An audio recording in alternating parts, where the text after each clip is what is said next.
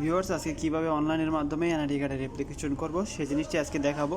তো বেশি কথা না বলে সোজা ভিডিওতে চলে যাব। আর অবশ্যই সবাই কিন্তু লাইক কমেন্ট শেয়ার করে পাশে থাকবেন। তো ভিডিওটা শুরু করা যাক। হ্যাঁ, প্রথমে দেখবেন এখানে সার্চ করবেন এনআইডি সার্ভিস লিখে।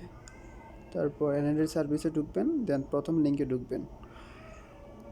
ঢোকার পরে এখানে আবেদন করুন, দেখবেন আবেদন করুন যাওয়ার পরে এখানে পুরো নাম ইংরেজিতে দিবেন, সবগুলা ক্যাপিটাল লেটারে দিবেন, মানে বড় হাতের দিবেন। এরপরে জন্ম তারিখ দিবেন, প্রথমে তারিখ, এরপরে মাস, এরপরে বছর। নিচে যাওয়ার পর নিচে উপরে দেখতে পাচ্ছেন একটা ঝাপসা কিছু লেখা আছে, ওই লেখাগুলো নিচে লিখে দেবেন। লিখে দেওয়ার পর পরবর্তীতে ক্লিক করবেন। নিচে দেখবেন পরবর্তী লেখা আছে, ওই যে বাতিলের সাথে সবগুলো ম্যাচ করে নেবেন। পরবর্তীতে লেখা টিপ দেওয়ার পর এখানে আপনি ইমেলটা দিয়ে দিবেন। আমি আমার ইমেলটা দিয়ে দিলাম, যেহেতু আমি ইমেলের মাধ্যমে করব। এরপর ওটিপি পাঠানে ক্লিক করবেন, একটু অপেক্ষা করবেন। অপেক্ষা করার পর আপনারা সেই ইমেলটি চেক করবেন, কারণ আপনার ইমেলের মধ্যে একটি কোড যাবে, 6 সংখ্যার একটি কোড যাবে ইমেলে। এই যে কোডটা আসছে, এই কোডটা আমি সেখানে নিয়ে পেস্ট করে দেব। এই যে এখানে পেস্ট করে দিলাম। এরপর পরবর্তীতে ক্লিক করবেন। দেন এখানে একটা ইউজার নেম দিবেন, নিচে একটি পাসওয়ার্ড দিবেন, সেম পাসওয়ার্ড নিচে আবার দিবেন। তো আমি একটা ইউজার নেম দিয়ে দিলাম, আমি এটাই 3 জায়গায় দিয়ে দিলাম। পরবর্তীতে ক্লিক করবেন, দেন প্রোফাইলে ক্লিক করবেন। প্রোফাইলে ক্লিক করার পরে এডিটে ক্লিক করবেন। এডিটে যাওয়ার পরে এখানে কিছু অপশন আছে, এই যে এখানে দেখতে পাবেন কিছু অপশন আছে, যেখানে নাম বাংলায়, এরপর ইংরাজিতে নাম যেহেতু প্রথমে দিয়েছে যার কারণে ইংরাজিটা প্রথম নামটাই থাকবে।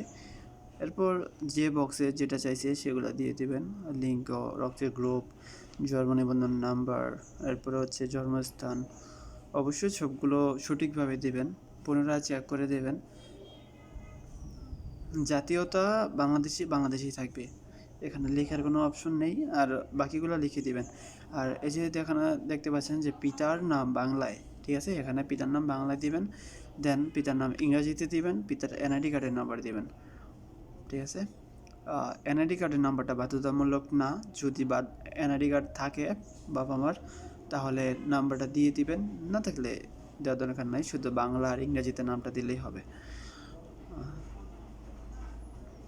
আমি এগুলো দিয়ে দিচ্ছি।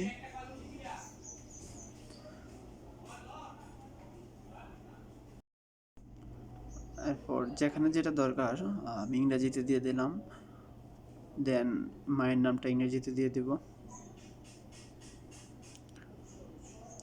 আর আমি আবারও বলছি, সবগুলো সঠিকভাবে দিবেন, ভুল করবেন না। আইডি কার্ডের ভুল হলে কিন্তু আপনারা সবাই জানেন অনেক সমস্যা হয়, পরে কারেকশন করা কিন্তু অনেক ঝামেলা। তো পিতার এনআইডি কার্ডের নাম্বারটা দিয়ে দিলাম, দেন মায়ের এনআইডি কার্ডের নাম্বারটা দিয়ে দিলাম।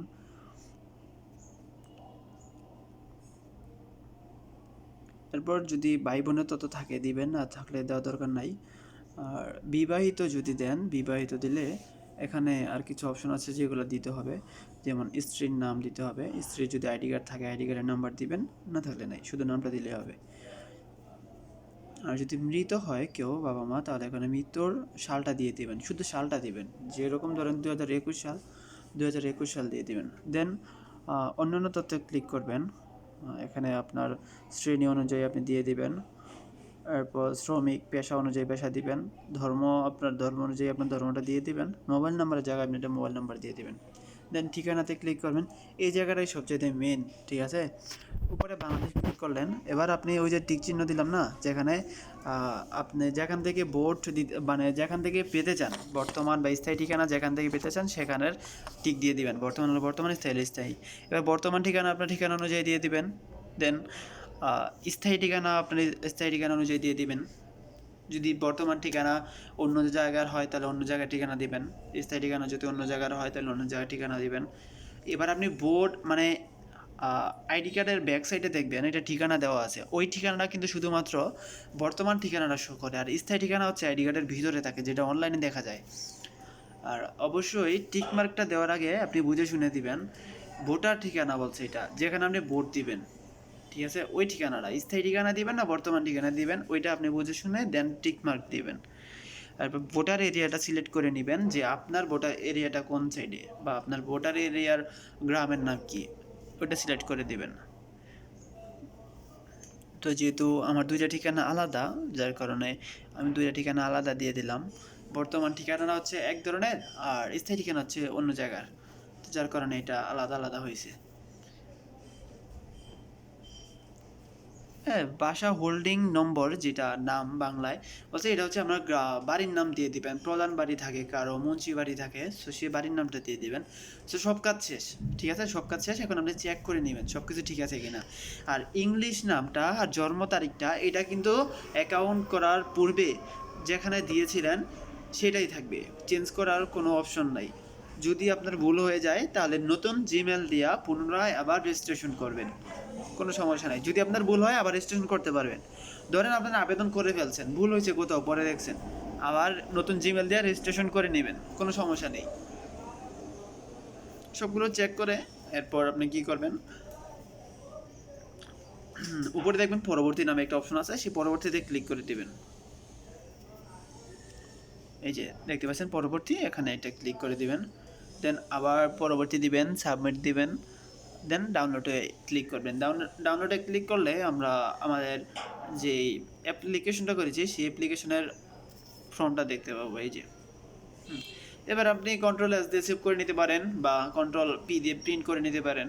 এটা হচ্ছে আপনার ফর্ম, এটা হচ্ছে আপনার ফর্ম। এবার এই ফর্মটা যে নিয়ে যাবেন এটার সাথে অনেকগুলো কাগজ নিয়ে যেতে হবে।